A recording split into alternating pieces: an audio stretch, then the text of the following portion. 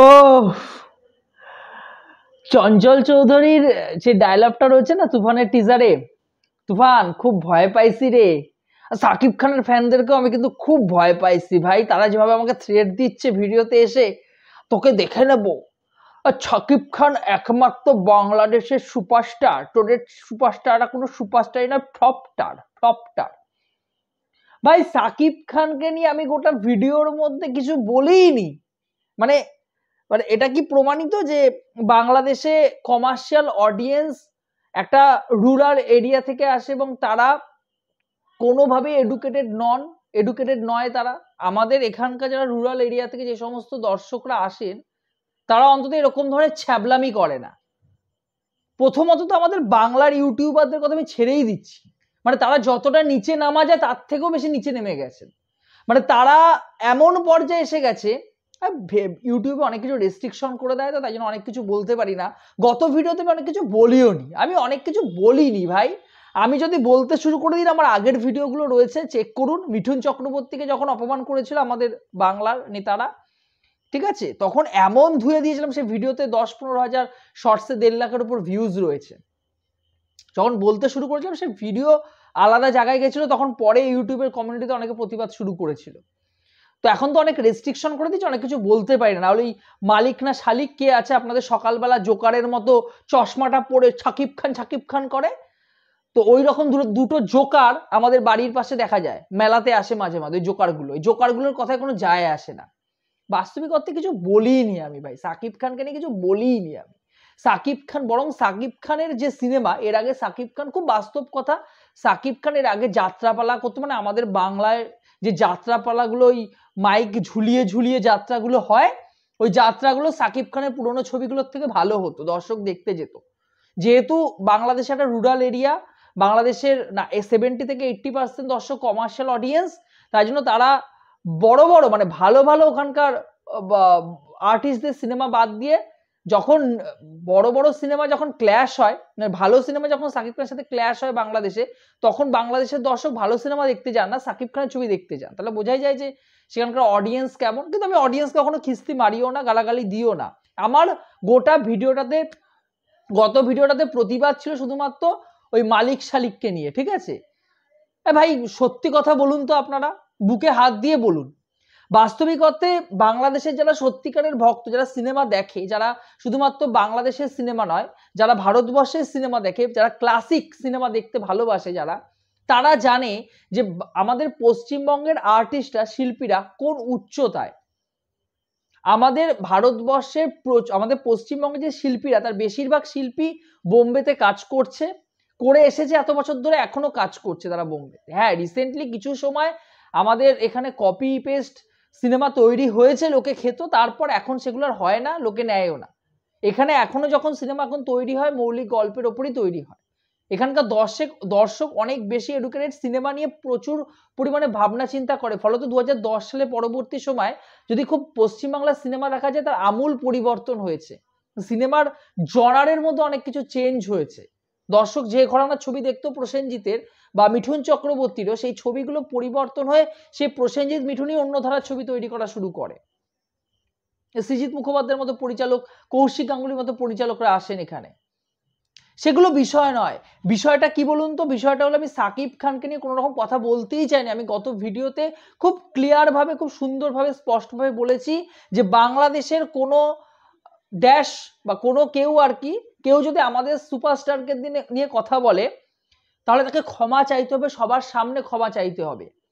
আর দুটো একটা ছবি করে সাকিব খানের ছবি বাংলা আমাদের পশ্চিমবাংলায় রিলিজ করুক। প্রিয়তমা রিলিজ করেছিল, 2-3টে হলে চলেছিল, একটা দর্শকও দেখতে যায়নি। প্রথমত সিনেমা রিলিজ করে অনেকদিন পর এখানে সিনেমা রিলিজ করেছিল। আমি তাও চাই, আমি পশ্চিমবঙ্গে বসে আমি চাই যে তুফান ছবিটা এখানে চলুক। রাজকুমার তো আসেনি, পরবর্তীতে যে দরদ ছবিটা আছে সেটাও প্যান ইন্ডিয়া লেভেলে রিলিজ হচ্ছে, এখানে চলুক, কারণ আমরা পশ্চিমবঙ্গের মানুষ সম্মান দিতে জানি, ভালো কাজকে নিতে জানি আমরা। আর আপনারা কি করছেন আমার ভিডিওতে এসে ক্রমাগত আমাকে খিস্তি মারছেন, বলছেন যে ফ্লপ স্টার, তারপরে ড্যাশ ড্যাশ ড্যাশ খিস্তিগুলো মারছেন। এই খিস্তিগুলো যদি অন্য কাউকে দিতেন আমার গায়ে লাগতো না, আমাকে দিলেও আমার গায়ে লাগতো না, কিন্তু আমার থেকে বড় কথা আপনারা ওখানে দেবজিৎকে কিস্তি মারছেন। আমার কমেন্ট বক্সে কয়েকটা কমেন্ট শুধুমাত্র রেখেছি, সেগুলো তো আপনারা দেখতে পারবেন। প্রচুর কমেন্ট বক্সে আমি কমেন্ট ডিলিট করে দিচ্ছি প্রতি মুহূর্তে। ভিডিওটা প্রায় 1,500 কাছাকাছি ভিউজ হচ্ছে, নিয়মিত ভিডিওটা চলছে।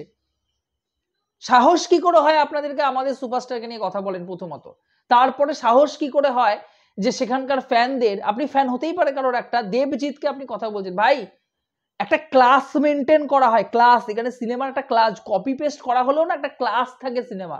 দেবজিৎ একটা ক্লাস আছে, সেই ক্লাসে পৌঁছতে গেলে ওখানে সাকিব খান বা যে কোনো খানকে আরো 100 বছর জন্ম নিতে হবে সেই ক্লাস মেনটেন করার জন্য। সাকিব খানের গত সিনেমাগুলোর নাম বলবো, নামগুলো নিয়ে এখানে মিমস তৈরি হয়।